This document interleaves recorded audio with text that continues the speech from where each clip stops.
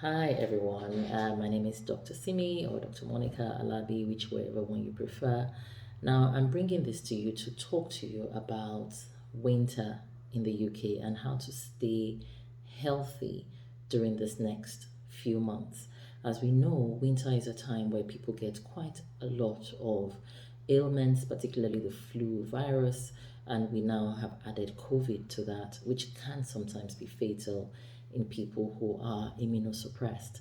So, how are we going to stay healthy this winter? I'll be sharing that with you over the next few minutes. Firstly, you have to understand that COVID is here and is with us, and the boosters are being offered to everyone who is eligible. So, if you're over 50, you'll be getting called in for your COVID booster. And then for those who are in the clinical risk groups, will also be invited. Or if you are a contact or a carer and frontline healthcare and social care workers will be invited to get their booster.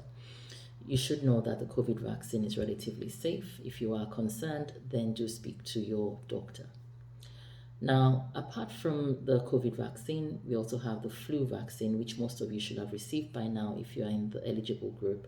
And it's important to get that because we know that flu can be fatal.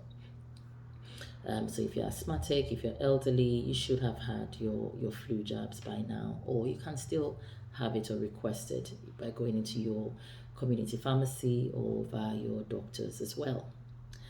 And the most important thing for me, I always say, is there are a few things that I'll say everyone should do over the winter to really, really stay healthy and to stay well. Get prepared. It's going to be cold. It's going to be cold. So get prepared.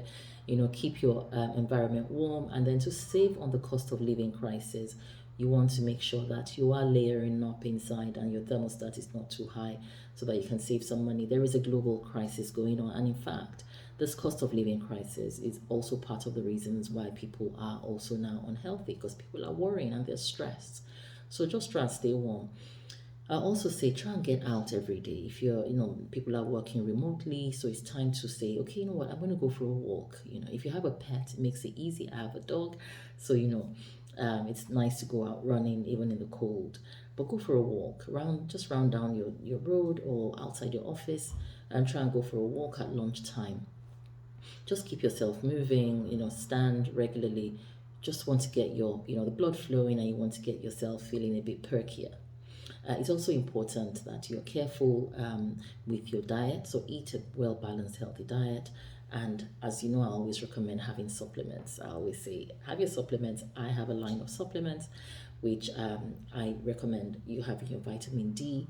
I believe vitamin D is very useful. If you want any advice on other supplements, then go to your pharmacy. The pharmacists are fantastic, in terms of giving that first aid and first line of care. They give you advice. You don't have to wait for a GP appointment, which we know that GPs are under quite a lot of pressure, and we want to deal with the people who are really sick and who are really immunosuppressed. It doesn't mean that your problem is not important. It just means that we may not be the best people to deal with it.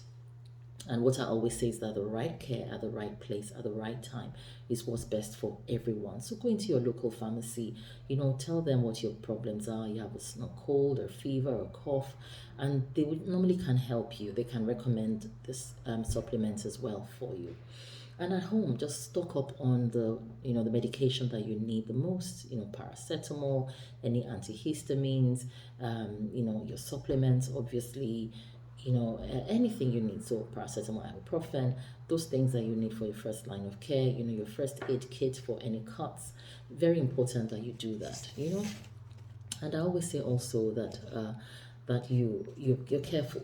There's a lot of falls during this time because it gets slippery outside. If you go for a walk, be careful. Wear shoes that will grip the floor properly so that you don't have falls. I've had so many patients who have had falls and are now dealing with pain in their legs or in their joints or in their hips. So be careful so that you don't have falls. Now, sleep. Sleep is very important. It's getting dark very early now, so you shouldn't have a problem falling asleep. And if you are struggling with sleep, then do speak to someone, speak to the pharmacist, and there are things they could recommend over the counter for you. If you want to sleep well, don't eat too late. Try and stay up for 2 hours after you've eaten. So really, latest time should be about 7 p.m. Get lots of sleep, get lots of water, hydrate yourself, drink.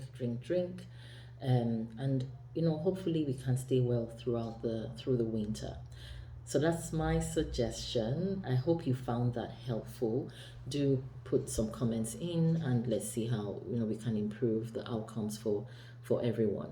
If you want to know more about me, do check out all my social media pages, and it will tell you a bit more about me and about what I've done. And you can also reach out to me as well if you want some further advice. All right, bye.